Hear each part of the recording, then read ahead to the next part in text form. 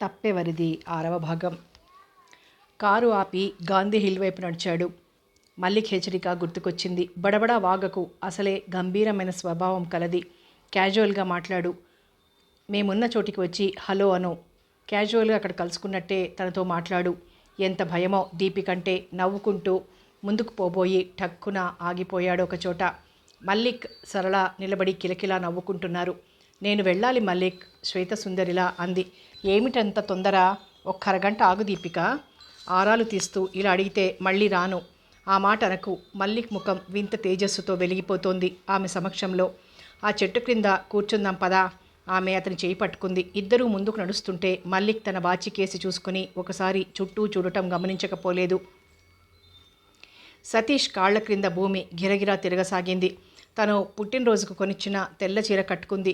ఎంత నిరజాణ! మల్లిక్ ఇచ్చిన చీర కట్టుకొని అతను కొనిచ్చిన సంగతి చెప్పలేదు. పేరు మార్చుకుంది, మనసు మార్చుకుంది. ఒక్కసారి అతనికి సరళ మొదట పరిచయమైన ఘటన గుర్తుకొచ్చింది. ఆ తండ్రి కూతురు కదూ! ఎంత నయవంచన! వెళ్ళి ఒక్కసారి ఇద్దరిని చంపయ్యాలన్నంత కోపం వచ్చింది. హలో సతీష్! భుజం మీద చేయి పడేసరికి తిరిగి చూశాడు. చిన్ననాటి స్నేహితుడు కనిపించాడు. ఏమిటి అలా చూస్తున్నావు? ఏం లేదు, వెనుదిరిగాడు. పద చూసిపోదాం. నాకు కొత్త ప్రదేశమా, మళ్ళీ వస్తాను. చకచక క్రిందికొచ్చి కారు దగ్గర నిలబడిపోయాడు. అతనికి కారు నడుపుతానన్న నమ్మకం లేదు. తలపై ఇల్లు కప్పు కూలినంత పనైంది. తనేం తక్కువ చేశాడు సరళకి? ఎందుకింత వంచనకు పాల్పడింది? తనను ప్రేమించానని మోసం చేసింది. దీపిక నా జీవితానికి కరదీపిక. ఒక్క ప్రేమే కాదు, ఆమె పట్ల ఆరాధన, అనురాగం అన్నీ ఉన్నాయి అన్న మాటలు అతని చెవుల్లో సముద్రపు హోరులా వినిపించాయి. ఎదకు చేతులు అడ్డం పెట్టి కాలు వంకరగా తిప్పిన నగ్నసుందరి, చిన్న గుడ్డముక్కతో ఒళ్ళు దాచుకోవాలనుకునే యువతి, రకరకాల భంగిమలలో సజీవంగా చిత్రించిన చిత్రాలకు నగ్నంగా నిల్చుని తన అంగ ప్రదర్శన గావించే భార్యను ఊహించుకోలేకపోయాడు. కారులో కూర్చొని కారు పోనిచ్చాడు అతి మెల్లగా. అప్పుడే కారు నేర్చుకుంటున్నట్లు నడిపాడు. హోటల్ గది చేరుకున్నాడు. రాత్రి అందరూ భోజనాలు చేశారు. అత్తగారి గాయాలకు ఆయింట్మెంట్ రాసింది సరళ. కూర్చుని పుస్తకం తీసింది. సరళ, అబ్బాయి 2 రోజులు హోటల్లోనే ఉంటానన్నాడమ్మా, నువ్వు భోజనం చేయి అన్నాడు వెంకట్రామయ్య. అయ్యగారికి వేషాలు ఎక్కువ అవుతున్నాయి అనుకుంది భోజనం చేస్తూ. పడుకోబోయే ముందు ఫోన్ చేసింది. రిసెప్షనిస్ట్ అందుకున్నాడు. వారు డిస్టర్బ్ చేయొద్దన్నారండి, సరళనని చెప్పండి. సారీ మేడం, అసలు కనెక్షన్ ఇవ్వొద్దన్నారు అని టెలిఫోన్ పెట్టేశాడు. ఏమై ఉంటుంది? మందు పార్టీ ఏదైనా ఉందేమో. విసురుగా గదిలోకి వెళ్ళింది. 2వ రోజు సాయంత్రం వరకు చూసింది. లాభం లేదు. తను ఎప్పుడు హోటల్కి వెళ్ళదు కాబట్టి రప్పించటానికే ఈ ఎత్తు అనుకుంది. హోటల్కి ఫోన్ చేసింది. మల్లిక్ కావాలని అడిగింది. మల్లిక్ గారు ఇంటికి వెళ్ళిపోయారండి, రేపు 10 గంటలకు చేయండి ఫోన్. పోనీ సతీష్ గారికి ఇవ్వండి, వారికి ఒంట్లో బాగాలేదట, ఎవరికి ఇవ్వద్దని చెప్పారు. అతను ఫోన్ పెట్టేశాడు. ఆమెకు ఆదుర్దాగా ఉంది. అత్తగారి దగ్గరికి వచ్చింది. అత్తయ్య, నేను ఒకసారి హోటల్కి వెళ్ళిరానా? ఆమె కోడలి ముఖంలోని దైన్యం చూసి చిన్నగా నవ్వింది ఆదరంగా. అలాగే వెళ్ళమ్మా. వద్దు వద్దే అంటే వినకుండా నా దగ్గరే ఉన్నాం. వాడికేమో కోపం వచ్చిందిలా ఉంది. అదేం కాదత్తయ్యా. సరేలే, ఏదోలే వెళ్ళు. రాత్రికి అక్కడే ఉంటే మాత్రం ఫోన్ చెయ్యి అంది. అలాగే త్వరగా తయారైంది. ట్యాక్సీ వేసుకుని హోటల్కి వెళ్ళింది. ఎవరిని రానివ్వద్దన్నారు అక్కడున్నవారన్నారు. వారి శ్రీమతి. మరొకతను అతి మర్యాదగా అతని గది చూపించాడు. థ్యాంక్స్. గది తీసింది. ఆశ్చర్యపోయింది. నిజంగానే జ్వరం వచ్చినట్టుంది. గడ్డం గీసుకోలేదు, స్నానం చేసినట్టు లేదు. తల దగ్గర కాఫీ కప్పు మాత్రం ఉంది. కళ్ళు మూసుకొని కళ్ళ మీదుగా చేయి వేసుకొని పడుకున్నాడు. సతీష్ మృదువుగా పిలిచి అతని నుదుట చేయి వేసిందామె. అతను కళ్ళు విప్పి చూసి అసహ్యమైన వస్తువును చూసినట్లు చూశాడు ఆమెను. చేతిని విసురుగా తొలగించి లేచి కూర్చున్నాడు. అతని కళ్ళు ఎర్రగా నిప్పు కణికల్లా ఉన్నాయి. ఆగు, అతను గర్జించాడు. ఆగిపోయింది. ఏమైంది సతీష్కి? మతి చలించలేదు కదా? ఏమైంది సతీష్? ఇంకా ఏం కాలేదు, కావద్దనే నా ప్రయత్నం, అందుకే ఇక్కడున్నాను. స్పష్టంగా చెప్పనిదే నాకు అర్థం కాదు. నువ్వు ప్రతి పని నాకు స్పష్టంగా చెప్పావు కదూ. ఏ విషయం? ఓహో, ఏం నటన! గొప్ప నటీనటుల కన్నా మించిపోయావు. అందుకే నీ పాత్ర అందంగా నిర్వహించావు. నా దగ్గర సరళమైన సరసమైన హృదయం గల భార్యగా, మల్లిక్ దగ్గర ప్రాణం పెట్టే ప్రియురాలిగా. ఓహ్ అదా! తేలిగ్గా ఊపిరి పీల్చింది. ఏం అదా అని తేలిగ్గా మాట్లాడుతున్నావు? ఆధునిక భావన అంటే భర్తతో కాపురం చేస్తూ ప్రియుడితో కులకటం కాబోలు. సతీష్, ఒక్కసారి నా మాట వింటావా? ఏం వినాలి? తప్పు చేసిన ప్రతివాడు తప్పించుకోవాలని కథలు చెప్తాడు, నమ్మమంటావా? తప్పుడు కథలు కాదు సతీష్, నిజం నిజం చెప్పి హృదయంలో గూడు కట్టుకున్న బాధ తగ్గించుకోవాలనుకున్నాను. కానీ నా పని ఇంత వికృతంగా రూపుదాలుస్తుందనుకోలేదు. నువ్వు అందంగా ఉన్నావని నీ పనులు అందంగా ఉండవు, తెలుసుకో. నిజమే, కానీ నేను చెప్పేది శాంతంగా వినండి. 2 సార్లు పూర్తిగా చెప్పబోయాను, ఏవో అవాంతరాలొచ్చాయి. నోర్మయ్ చెయ్యెత్తాడు. అగ్నిగోళాల్లా ఉన్న అతని కళ్ళు చూసి జంకిన అప్రయత్నంగా వెనక్కు తగ్గింది. ఆమె నిర్భయాన్ని చూసి అతను ఎత్తిన చెయ్యి దించాడు. ఆగిపోయారేం, కొట్టండి అన్నది. అంతలో బయట నుండి బెల్ వినిపించింది. సరళ వెళ్ళి తలుపు తీసింది. ఆదుర్దాగా వీబీరావు వచ్చాడు. సరళను చూసి తేలిగ్గా నిట్టూర్చాడు. అమ్మా సరళ, నువ్వు బాగున్నావా అని అడగలేకపోయాడు. నాకేం కాలేదు నాన్న అన్నది. నీకు ప్రమాదంగా ఉందని టెలిగ్రామ్ వచ్చిందమ్మా. అవును, నేనే ఇచ్చాను అన్నాడు సతీష్ మార్చి తనని తండ్రిని చూస్తున్న సరళను ఉద్దేశించి. నువ్వా, ఎందుకు బాబు? సతీష్కి అతని వినయం చూస్తే మండిపోయింది. నేను మనిషిని, మానవత్వం ఉందని గుర్తున్నందుకు నీ కూతురు బాగుంది. లేకపోతే ఈ పాటికి కాళ్ళు చేతులు విరిగి ఆసుపత్రిలో ఉండేది. ఏమిటి బాబూ? ఏమిటా, మీ అమ్మాయి వ్యభిచారిణి కంటే నీచంగా ప్రవర్తించింది. నా కళ్ళు కొన్నాళ్ళు కప్పింది. ఇప్పుడు కప్పలేదని చెప్పటానికి విచారిస్తున్నాను. తీసుకువెళ్ళి వ్యాపారమే చేయిస్తావో ఉద్యోగమో చేయిస్తారో మీ ఇష్టం అన్నాడు. సతీష్, వీబీరావు కోపంగా అరిచాడు. ఎందుకు అరుపులు? మీ కూతురు అన్నందుకు రోషపడుతున్నారే? అయితే ఈ దరిద్రపు చిత్రాలు కళ్ళతో చూసి నేనెంత కుళ్ళిపోయానో తెలుసా? దిండు కింద నుండి తీసిన చిత్రాలు మామగారిపైకి విసిరాడు. అవి చూచిన రావు ముఖం జేవురించింది. పాపిష్టిదానా, నువ్వేనా? చెప్పు. క్రూరంగా చూస్తూ ముందుకొచ్చాడు. అవును నానా. ఎంత ధైర్యమే, చావకపోయావా? అతను చెయ్యెత్తాడు. ఆ చెయ్యి అలాగే ఒడిసి పట్టుకుంది. ఎన్ని వేషాలు వేసైనా బ్రతికే హక్కు మగాడికే ఉందా? తీక్షణంగా అడిగింది. సరు అతను చెయ్యి విదిలించుకున్నాడు. నాన్న, మీరిద్దరూ నన్ను నిందించే కంటే ముందు మిమ్మల్ని మీరు ప్రశ్నించుకోండి. మీరేం చేశారో. అబద్ధాలాడి ఆయనింటికి ఇస్తే సరిపోతుంది అనుకున్నారే తప్ప తరువాత పరిణామాలు ఆలోచించలేదు. కూతురు సుఖపడాలని అబద్ధమాడితే తప్పు కాక ఒప్పవుతుందా? ఒక్క అబద్ధం కాదు, 100 అబద్ధాలాడి పెళ్లి చేయమన్నారని సమర్థించుకుంటారు మీరు. కానీ ఆ అబద్ధం అవతల వారి జీవితాన్ని ఎంత నాశనం చేస్తుందో ఊహించరు అన్నది. ఈసారి ఆమెకు వెల్లువలా దుఃఖం పొంగుకొచ్చింది. ఈ గొడవంతా ఇక్కడెందుకు? మీ ఇంటికెళ్ళి తగులాడుకోండి, సతీష్ అసహనంగా అరిచాడు. మీ పాత్ర ఉంది కనుక ఈ నాటకం మీ ముందే విప్పుతాను దృఢంగా అన్నది సరళ. అతను అలసటగా కూర్చున్నాడు. మంచంపై తను నిలబడలేనట్లు ఎదుట ఉన్న సోఫాలో కూర్చున్నాడు రావు. నాన్న, నువ్వేం చెప్పి నమ్మించావో గాని నాకు బోలెడు ఆస్తి ఉందనుకున్నారు. అందులో అంతా కాకపోయినా కొంత అబద్ధమని తెలిసాక అత్తగారింట్లో హీనాతిహీనంగా చూశారు. కట్టుకున్న భర్త ప్రేమించానన్నవాడు ఎదురు నిలిచి నేను ఆ అమ్మాయిని ఇష్టపడి చేసుకున్నాను, పోషిస్తాను అన్నాడా? నా చదువే అయిపోలేదు అప్పటికి. భిక్షం ఎత్తి పోషిస్తాననుకున్నావా? సతీష్ అడిగాడు. చదువు కానిది, ఉద్యోగం లేనిది ప్రేమ కలాపాలు జరిగితే తప్పు నాదా నీదా? అదంతా మీ నాన్న పనిన కుట్ర వల్ల. నీ మైకంలో పడిపోయాను. నీ పేరు ఆస్తి ఉందని చెప్పాడో లేదో అడుగు మీ నాన్నను. వివాహమై నా చదువుకునే వసతి ఉందని అనుకోవటం పొరపాట? అత్యాశ. మీ నాన్నను నిలదీసి అది కావాలి ఇది కావాలి అని అడిగామా? అల్లరి చేశానా? ప్రేమించడం, పెళ్లి చేసుకోవడం తప్ప? ఆవేశంగా అడిగాడు. ధరలు ఆకాశాన్ని అంటుతుంటే, అబ్బాయిల కోర్కెలు మింటికి ఎగిసిపోతుంటే, ఒక తండ్రిగా, బిడ్డను ప్రేమించిన తండ్రిగా ఒక అబద్ధమాడి ఆయనింటికి ఇవ్వటం తప్పా బాబు? ఒకసారి వివాహమైతే డబ్బు గలవారు అందాల రాసి కోడల్ని చూసి ఆదరిస్తారనుకున్నాను. కన్న తండ్రిగా కలలు కనటం తప్ప? ఆవేదనగా అడిగాడు. మీ పన్నాగాలు, ప్రణాళికలు తెలియక సతీష్ని నా సర్వం అనుకుని ఆరాధించాను. నోర్మై, అలాంటి పదాలు వాడటానికి అనర్హురాలివి. 2 రోజుల నుండి ఆలోచించి అసహనాన్ని మింగేశాను. భర్తహరు లాంటి వాడికి భార్య అవిధేయత తప్పలేదు. అవిధేయురాలినై మీకు అపకారం చెయ్యలేదు. మీ ఇద్దరి తప్పు కాదు. స్త్రీగా పుట్టిన తప్పు నాదని వాపోలేను.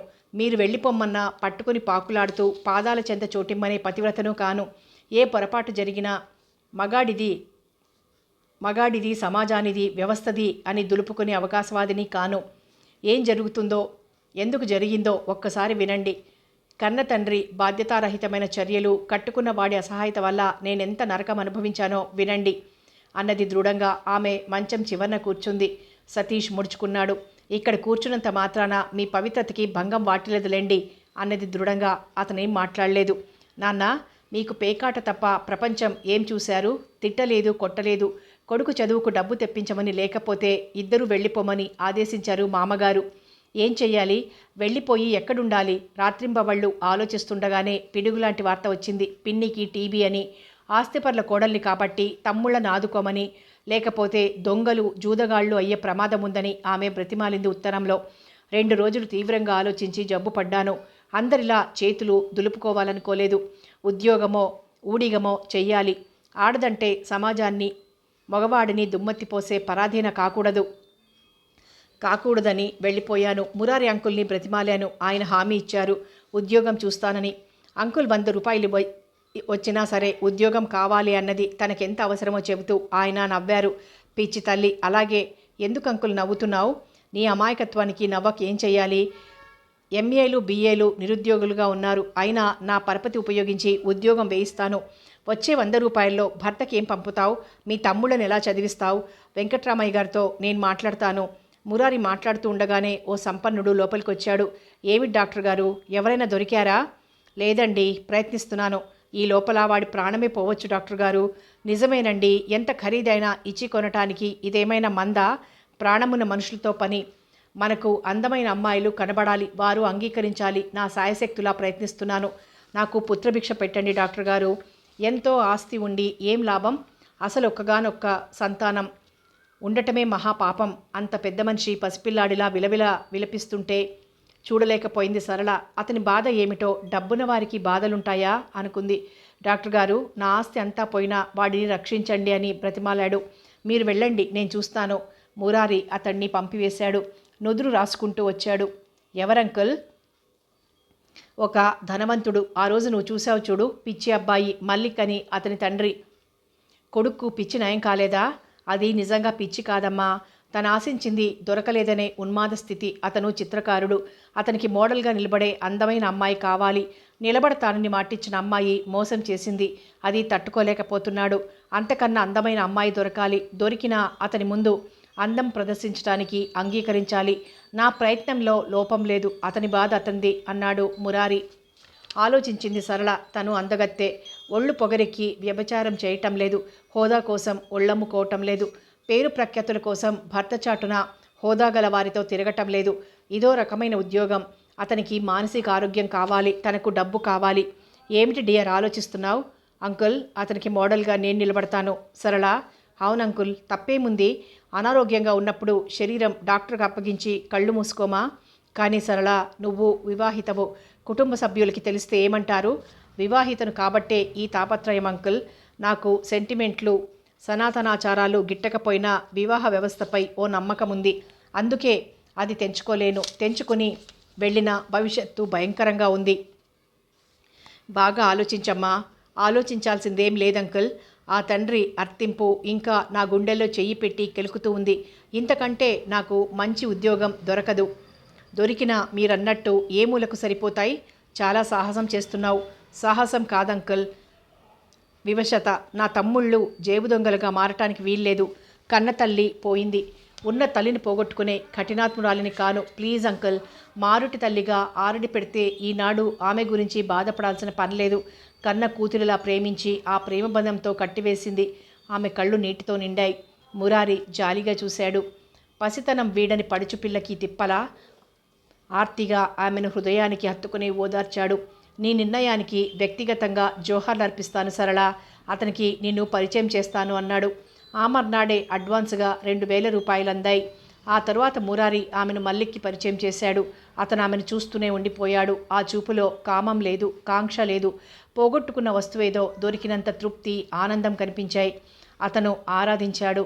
ఆమె సౌందర్యాన్ని అభిమానించాడు. ఆమె సరళ. ఆ రోజు నుండి ఆమె ఒక విగ్రహం, అతనొక పూజారి. దినచర్యలో మార్పు వచ్చింది. అతడు ఇంటికి ఫోన్ చేయటంతో 1-2 సార్లు అబద్ధం ఆడవలసి వచ్చింది. మురారిద్దరికీ ఒక సమయం ఏర్పరిచాడు. ఒక ఆంక్ష కూడా విధించాడు. మల్లిక్ ఎప్పుడు ఆమెను డైరెక్ట్గా ఫోన్ చేయకూడదు. నీరజకు అతను చెప్తే నీరజ సరళకు చెయ్యాలని. సరళ ఎక్కువ సమయం నీరజతో గడుపుతుందని, మురారి అభిమానిస్తున్నాడని ఇంట్లో వాళ్ళు అనుమానించడం మొదలుపెట్టారు. వెంటనే చదువు పేరిట కాలేజీలో చేరి ఒక అర పీరియడ్ అటెండ్ అయి మిగతా సమయమంతా మల్లిక్ స్టూడియోలో గడిపేది. అతను అసలు పేరు మర్చిపోయి తన కళా సాధనకు కరదీపిక కాబట్టి దీపిక అని పిలిచేవాడు. మెల్లమెల్లగా అతను వాస్తవ ప్రపంచంలోకి వచ్చాడు. తన చిత్రాలను చూసి కొండంత సంబరపడేవాడు. మల్లిక్, మనం ఎన్నో అనుకుంటాం, సాధించటం కష్టతరం అంటాను. అలాంటి పరిస్థితి వస్తే ఎదుర్కోవాలి అనేది మెల్లగా. అది అసాధ్యం దీపిక. సాధనమన పనులు సమకూరు ధరలోన అన్నారు. నేను అనుకున్నవి సాధించకపోతే పిచ్చి పడుతుంది. పిచ్చి నీ శత్రువులకి పట్టని మల్లిక్. ఒక్కసారి అలా వస్తావా? కారులో కాదు, నడిచి అన్నదామే. పద. ఇద్దరు నడిచి వెళ్తున్నారు. ఎందరో మనుష్యులు, ఎన్నో రకాల మనుష్యులు. చూడు మల్లిక్, ఆ కిళ్ళి కొట్టు అతని వాలకం నీకున్న హంగులుంటే అనుకున్నది సాధించలేదని ఆశాభంగం చెందేవాడు. అతని తండ్రి బాగా బ్రతికినవాడు. కొడుక్కి పెద్ద చదువులు చెప్పించి ఫారిన్ పంపాలనుకున్నాడు. కానీ అతనేమయ్యాడు? మెట్రిక్ చదువుతున్న అతని తల్లిని తమ్ముళ్లను పోషించడానికి కిళ్ళి కొట్టు పెట్టుకున్నాడు. నీకెలా తెలుసు? ఓసారి అతనితో మాట్లాడడం జరిగింది అన్నది. ఒకరోజు రైల్వే ప్లాట్ఫామ్, బస్టాండు చూపించింది. మల్లిక్ కంటే 100 రెట్లు ఆశాభంగం పొందిన అభాగ్య జీవులను చూపింది. అతనిలో చాలా మార్పు కనిపించింది. సరళ, నువ్వు చేస్తున్న కృషి అమోఘమైందమ్మా. నాకు అసిస్టెంట్గా ఉండు. మురారి అప్పుడప్పుడు మెచ్చుకునేవాడు. అతను చాలా మారాడు కదా అంకుల్? అవునమ్మా, అతని తండ్రి నేను చాలా మెచ్చుకుంటున్నాడు. అంకుల్, సాంఘిక సేవ చేస్తున్నానా? ఏదో పరస్పర సహకారం అన్నది. అతనేమైనా సెక్స్కి సంబంధించిన విషయాలు మాట్లాడతాడా సరు? లేదంకుల్, అతనొట్టి పసిపాప లాంటివాడు. నాకు చిన్న సహాయం చేస్తావా సరు? చెప్పండి అంకుల్. చాకులాంటి కుర్రాడమ్మా, ఐఏఎస్ రేంజ్లో ఉన్నవాడు. ఒకే ఒక చిన్న కాంప్లెక్స్తో బాధపడుతున్నాడు. అతనికి తను అందహీనుడునని అని ఓ భావం మనసులో మెదులుతోంది. అందుకే ఎప్పుడూ వంకలు పెడుతూ అందరినీ అవహేళన చేస్తూ తన్ను తాను పొగుడుకుంటాడు. నేనేం చెయ్యాలంకుల్? ఉద్యోగం కోసం వెళ్ళినట్టు వెళ్ళు. అతడితో సన్నిహితత్వం పెంచుకో. అతడు లేనిదే బ్రతకలేనన్న నమ్మకం కలగజేయి. అతను వివాహితుడే. తరువాత నాటకం నేనాడతాను. థ్యాంక్స్ అంకుల్, ప్రయత్నిస్తాను అన్నది సరళ. అది ప్రయత్నం కాదు, ఓ యజ్ఞం. అతనెంత మొరటువాడంటే మనం ఊహించలేం. అతడితో పరిచయం పెంచుకోవటమే ఓ గగనమైంది. అందమైన అమ్మాయినని తెగ గర్వం ఓనాడు తన కసి వెళ్ళగక్కాడు. సార్, మీకంటే అందమైందన్నా? ఏమిటి పరిహాసం? పరిహాసం కాదు సార్, పచ్చి నిజం. మగవాడి అందం మొరటుతనంలోనే ఉంది. ఆ మొరటుతనాన్నే ప్రేమించింది డెస్టిమోనా. ఆవిడెవరు? ఆఫీసర్ అడిగాడు. మీకు షేక్స్పియర్ తెలుసా అసలు? అతని సృష్టి ఒథెల్లో. అందరి దృష్టిలో నల్లవాడు, అందవిహీనుడు. కానీ అతని అందం కనిపెట్టి ప్రేమించిన సుందరి డెస్టిమోనా అన్నది. అతను ప్రసన్నంగా చూశాడు. అరగంట మాట్లాడాక మరోసారి రమ్మని చెప్పాడు. ఆమె వెళ్ళింది. అతను నేవీ బ్లూ సూట్ వేసుకున్నాడు. అబ్బా సార్, మీకు ఈ సూట్ ఎంత బాగుందో. నిజంగానా? నిజం సార్. ఇక్కడ గులాబీ ఉంటే ఎంత బాగుండేది అన్నది. ఏదో గుర్తుకొచ్చినట్లు తన పర్స్ తీసి అందులోని పొట్లం విప్పింది. ఎర్ర గులాబీలు తనే చనువుగా అతని కోటుకు అమర్చింది. You are great, marvelous Priya. అదేం పిలుపు? నాటకంలో డైలాగులా? నేను అలాగే పిలుస్తాను. నువ్వు టైప్ షార్ట్ హ్యాండ్ పాస్ అయి ఉంటే లేని దాని గురించి ఎందుకు బాధ? ఇప్పుడు ఏదైనా చిన్న పని ఇప్పించండి. మిమ్మల్ని చూస్తూ మీ దగ్గర పనిచేయటం అదృష్టంలా భావిస్తాను. ఓ డియర్, అతను తన అసహాయతని తిట్టుకున్నాడు. 2 నెలలు అప్పుడప్పుడు వెళ్ళిన ఫలితంగా ఆమెను తనదాన్ని చేసుకోవాలనే నిర్ణయానికి వచ్చాడు. అప్పుడు మురారి అడ్డుపడి, ఇద్దరూ వివాహితులే, తొందరపడటం మంచిది కాదని హెచ్చరించాడు. లేదు ప్రియా, నేను మా ఆవిడకు విడాకులు ఇస్తాను. వద్దు సార్, ఏ జన్మ పాపమో మీలాంటి వారి సహచర్యానికి దూరమయ్యాను. మరో జన్మకైనా మీ దాన్ని కావాలంటే మీ భార్య శాపం నాకొద్దు అన్నది కన్నీటితో. ప్రియా ప్రియా అంటూ నుదురు రాసుకున్నాడు. పెళ్ళంటే సంఘము, చట్టము అడ్డొస్తాయి సార్. ప్రేమకెవరూ అడ్డురారు. మనం ప్రేమికులుగా మిగిలిపోదాం. ఆవేశంగా అతని చేయి చుంబించింది. ఆ ఒక్క చర్య అతని జీవిత విధానాన్ని మార్చేసింది. తను అందవిహీనుడిని కాదని నమ్మకం ఏర్పడింది. అతని భార్య మురారి ముందే సరళ చేతులు పట్టుకుని 1000 రూపాయలు చేతిలో పెట్టింది. ఎందుకండి? నా సంతోషం కోసం సరళ. నువ్వు ఆయనకిచ్చిన పుస్తకంలో ప్రేమతో ప్రియా అని రాశావు. రోజుకొకసారి చూసుకుని తృప్తి పడతారు. అతని ప్రవర్తనే మారిపోయిందమ్మా అన్నది ఆనందంగా. జన్మ ఎత్తినందుకు నా కోసం నేను బ్రతకడమే కాక 5% ఎవరికైనా సహాయపడితే చాలమ్మా. జన్మ ధన్యమైపోతుందని కాదు కానీ మనిషిగా మిగిలినన్న తృప్తి. అప్పుడప్పుడు హోటల్కి, సినిమాకు వెళ్ళేవారు. అతనికి ట్రాన్స్ఫర్ అయింది. అతను కాకినాడ వెళ్ళిపోయాడు. ఎవరొచ్చినా కాకినాడ కాజాలు పంపేవాడు. అదో అధ్యాయం ముగిసింది. మురారికి వచ్చిన 2-3 క్లిష్టమైన కేసులు తన స్నేహంతో వారికి మానసిక ఆరోగ్యం చేకూర్చింది. భర్తని అనుక్షణం అనుమానించే భాగ్యవతి, వివాహం కాలేదన్న బాధతో సుఖపడలేక, కారణాలు చెప్పలేక సతమతమయ్యే రజనీని ఓర్పుగా, నేర్పుగా మార్చేసింది. అలా కాలం గడిచింది. డబ్బున వారికి దాన్ని రెండింతలు చెయ్యాలనే తపన తప్ప ఇంటి విషయాలు పట్టించుకోరు. వెంకట్రామయ్య ఆయన కొడుకులు అదే కోవకి చెందినవారు. ఆ ఇంట్లో సరళ ప్రవర్తనను తిరుగుళ్లను ఏవగించుకున్నది ఒక రమ మాత్రమే. అందుకే రమ అంటే ప్రత్యేకమైన అభిమానం. భర్త చదువు పూర్తయి వస్తున్నాడు అన్నప్పుడు ఆనందంతో పాటు ఆరాటం కలిగింది. సతీష్ వచ్చాక రావటం ఎలా కుదురుతుంది అంకుల్? మల్లిక్ విషయమే ఆరాటంగా ఉంది. అతడిని చాలా మార్చావు. మెల్లగా నీ పరిస్థితి చెప్పు.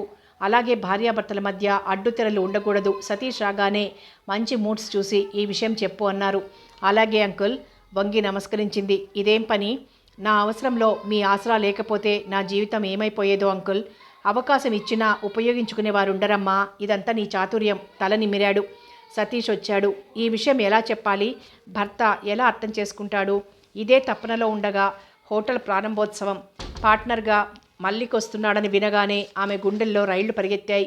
ఆ రోజే భర్తతో అంతా చెప్పాలనుకుంది. కానీ అదే సమయానికి పినతల్లి టెలిగ్రామ్ వచ్చింది. తండ్రికి అనారోగ్యం అంటూ. ఓ 2,000 తీసుకుని వెళ్ళింది. తండ్రి ఆరోగ్యం కుదుటపడింది. ఆమె తిరిగి వచ్చింది.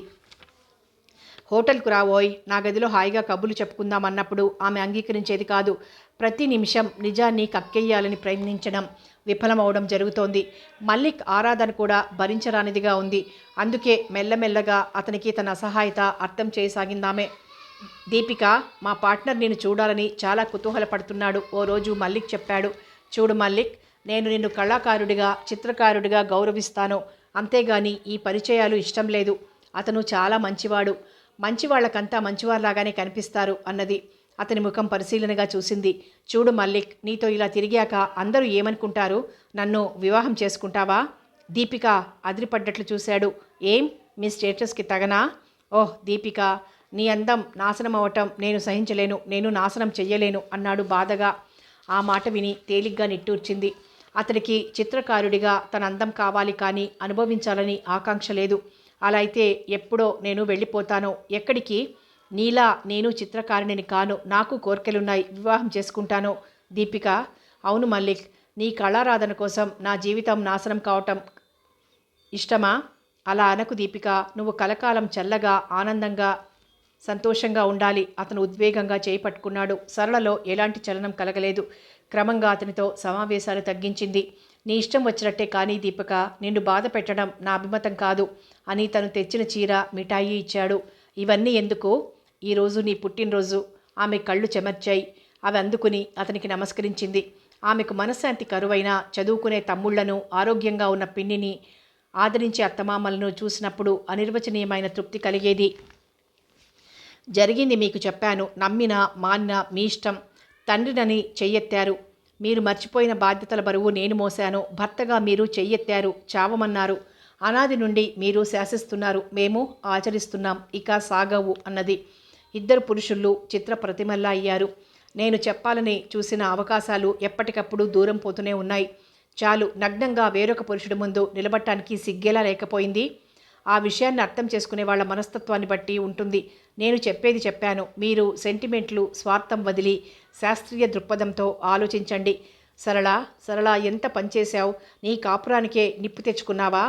సరువుకి అనారోగ్యమట అనగానే నాకు తెలుసులేండి, కొడుకో కూతురో పుడుతుంది అని మురిసిపోయే మీ పిన్నికి ఏం జవాబు చెప్పాలి? మొదటిసారిగా అతని కళ్ళు చెమర్చాయి. మీకు భయం పట్టుకుందా నాన్న? పురిటికి వచ్చే కూతురు శాశ్వతంగా పుట్టింటికి వస్తుందంటే? లేదు, నేను ఎవరికి భారమై బ్రతకను.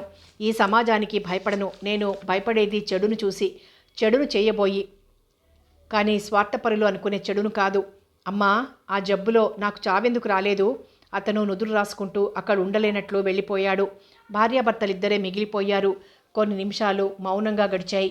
సతీష్, నీ అభిప్రాయం, ఆలోచనలు తప్పననటం లేదు. మనిద్దరికీ తెలిసి తెలియని వయసులో ముడిపడింది. తప్పెవరిదైనా శిక్ష మనకే పడింది. తప్పు చేస్తే క్షమించమని అడిగేదాన్ని. అభిప్రాయ భేదాలు మాత్రమే. 2 రోజులు మీ ఇంట్లో ఉండే అనుమతివ్వు. ఆ తరువాత నీకు దూరంగా వెళ్ళిపోతాను. 2 రోజులా? వద్దు, 2 క్షణాలు కూడా వద్దు, వెళ్ళిపో. అలాగే సతీష్, ఎలాగో రేపు వస్తావు ఇంటికి రేపు ఉదయమే వెళ్ళిపోతున్నాను. అనవసరంగా ఆలోచించి ఆరోగ్యం పాడు చేసుకోకు. దగ్గరగా వచ్చి అతని భుజం తట్టింది.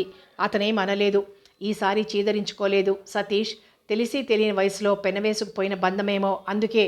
అందుకే స్టిల్ ఐ లవ్ యూ అనేసింది. స్రవించే అశ్రువులు ఒత్తుకుంది. చటుక్కున వెనుతిరిగిపోయింది. సతీష్ తిరిగి చూశాడు. అలాగే చాలాసేపు నిల్చున్నాడు. ఒంటరిగా నిల్చుంటే పిచ్చి పడుతుందనుకున్నాడు. బట్టలు మార్చుకొని మెల్లగా మురారి ఇంటికి వెళ్ళాడు. రా రా సతీష్, ఏమిటిలా అయ్యావు? సరళేది? సరళను నా నుండి దూరం చేశారు మీరు. ఆ విషయమే అడుగుదామని వచ్చాను అన్నాడు గంభీరంగా. ఏం జరిగింది?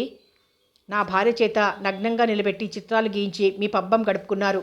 సతీష్, ఒక విషయాన్ని అందంగానూ వికృతంగానూ చెయ్యొచ్చు. అది అవతలి వాడి సహృదయతను బట్టి ఉంటుంది. నాకే హృదయం లేదంటారా? అనండి.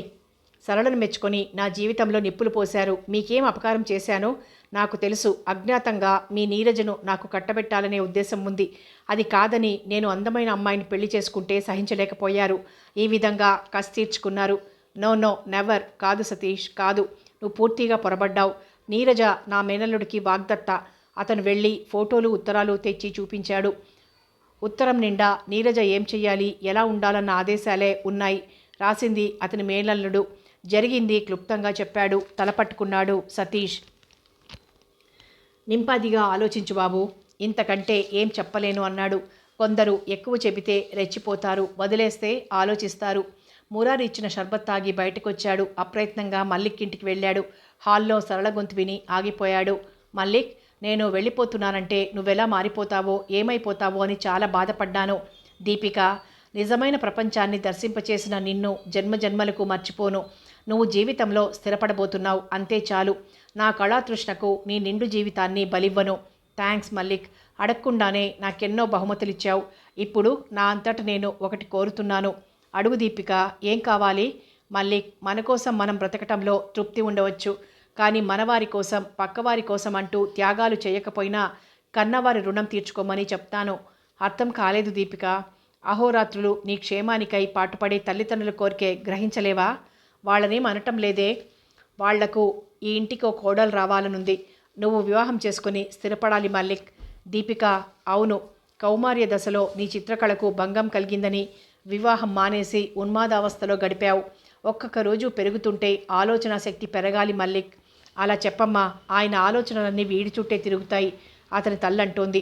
సరే దీపిక, నువ్వు కోరిన కోరిక తప్పక తీరుతుంది అన్నాడు భారంగా. Thank you Mallik, thank you very much. నేను అనాల్సిన మాట. వస్తాను.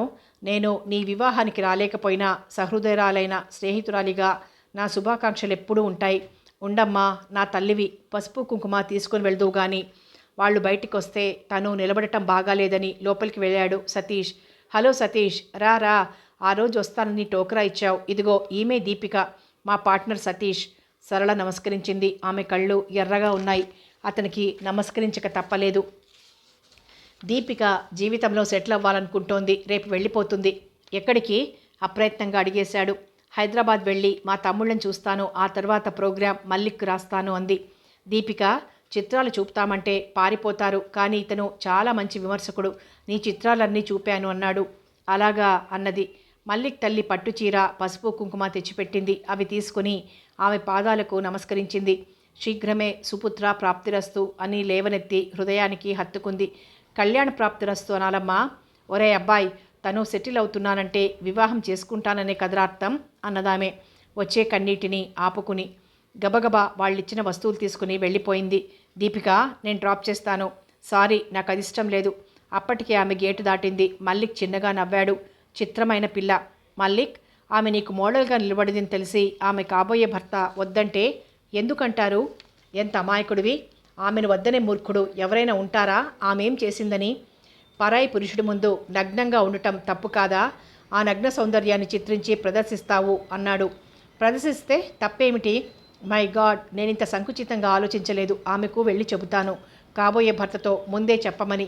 ఒకవేళ ఈ సంగతి విని ఆమెను నిరాకరిస్తే నా ఇంట్లో ఆమెను ప్రతిష్ఠించుకుంటాను, ప్రాణంగా చూసుకుంటాను. అతను నిరాకరించాలని ఏముంది? వివాహం చేసుకోమని అడగలేకపోయావా? ఆమె నిన్ను ప్రేమించిందేమో. మల్లిక్ నిట్టూర్చాడు. ఆమె మరెవరినో ప్రేమించిందని నాకు తెలుసు. ఆమె ఇక్కడున్న మనసు ఎక్కడో ఉండేది. ఆమె నన్ను పరీక్షించటానికి అడిగింది కూడా. తనను వివాహం చేసుకోమని. నాకు తెలుసు తను లేకుండా ఉండగలనా అని నిర్ధారణ చేసుకుందామే. అతని ముఖంలో రంగులు మారాయి. ఓ ఐసీ, మరి రానా? లేచాడు. మధ్యాహ్నం జ్వరం అన్నావు, తగ్గిందా? ఇంకా ఎక్కువైంది. మరెందుకు తిరుగుతున్నావు? తోచక అన్నాడు. మీ ఆవిడ ఎలా వదిలింది అన్నాడు సాగనంపుతూ. గదికి వచ్చిన సతీష్ తల తిరగసాగింది. సరళ సాహసించి నిలబడటానికి తప్పెవరిది? నిజంగా తప్పేనా? అతని చుట్టూ ఎన్నో ప్రశ్నలు. ఆ ప్రశ్నల్లో పుట్టిన సరళ ఇంతై అంతై ఎగిసిపోయింది. తనకు అందకుండా అలాగే చూస్తున్నాడు. అతనికి రాత్రి గడవటం కష్టంగా ఉంది. సరళకు అలాగే ఉంది. రాత్రి గడవటం కష్టంగా ఉంది. అత్తగారు ఆదుర్దాగా అడిగితే అబద్ధమాడింది. ఏమే కళ్ళు ఎర్రగా ఉన్నాయి? మీ నాన్నేరి? సతీష్కు మతిపోయిందా? నువ్వు బాగా లేవని టెలిగ్రామ్ ఇచ్చాడట. వాళ్ళిద్దరికేవో లెక్కలు తేలాలట, అందుకే అలా రాశారట. అఘాయిత్యం కూలిపోను. లెక్కలు తేలటానికి అలా టెలిగ్రామ్ ఇచ్చుకుంటారా? నువ్వేమిటి అలా ఉన్నావు? నిన్నేమైనా అన్నాడా? లేదత్తయ్యా అన్నది నవ్వు ముఖానికి పులుముకొని. మరేమిటే? ఒక వారం రోజులు పిన్ని దగ్గరుండొస్తానత్తయ్యా. అలాగే వెళ్ళమ్మా. ఈ ఇంట్లో నేను అడ్డం పడితే నువ్వే అన్నీ చేస్తావు. నలిగిపోయావు అన్నది ఆప్యాయంగా. ఎలా గదిలోకి వచ్చిందో ఆమెకే తెలియదు. అర్ధరాత్రి వరకు అలాగే పడుకుంది. మర్నాడు ఉదయం లేచి తను కొనుక్కున్నవి తప్ప సతీష్ కానుకగా ఇచ్చినవి అన్నీ వదిలేసింది. నగలేం లేవు. గొలుసు గాజులు సతీష్ ఫీజు కోసం అమ్మేసింది. సూట్ కేసు తీసుకుని బయటకు వచ్చింది. అత్తగారికి నమస్కరించింది. వెళ్తున్నానని తోడికోడళ్లకు చెప్పింది. నిబ్బరంగా ఉండాలని ఎన్నో విధాలుగా ప్రయత్నించింది. స్టేషన్కా సరళ, నేను డ్రాప్ చేస్తానుండు అన్నాడు సుభాష్ అతను బయటికి వెళ్ళటానికి తయారవుతూ. అతను స్టేషన్లో వదిలాక మెల్లగా లోపలికి వెళ్ళింది. అక్కడ నిండా సెలవు కప్పుకొని వీబీరావు కూర్చున్నాడు. నాన్నా, నువ్వొచ్చావా? నేనొచ్చేస్తే మీరిద్దరూ రాజీ పడతారనుకున్నాను. మీ ప్రణాళికలన్నీ తిప్పికొడుతున్నాయి. టికెట్ తెమ్మంటారా? అన్నాడు. చేతిలో సూట్ కేసు కింద పెట్టబోయింది. కానీ మధ్యలోనే అందుకుందో చెయ్యి. ఎవరు కావాలో చెప్పు. అపనమ్మకంగా తిరిగింది. సతీష్ నిలబడ్డాడు. ఆ ముఖంలో నిన్నటి రోషం కోపం లేవు. ప్రశాంతంగా ఉంది. Sorry sir, still I love you అని. అది స్టేషన్ అని మర్చిపోయి ఆమె నడుం చుట్టూ చేయి వేశాడు. ఏమిటిది? ఆమె దూరంగా జరిగింది. విప్పారిన నేతద్వయం నీటితో నిండిపోయింది. అలాగే నిల్చుండిపోయిన ముగ్గురికి బండి రావటం, కూలీల హడావిడి ఏం వినిపించలేదు. చాలాసేపటికి ముందుకు నడుస్తూ పద అన్నాడు. అతడిని అనుసరించింది. సమాప్తం.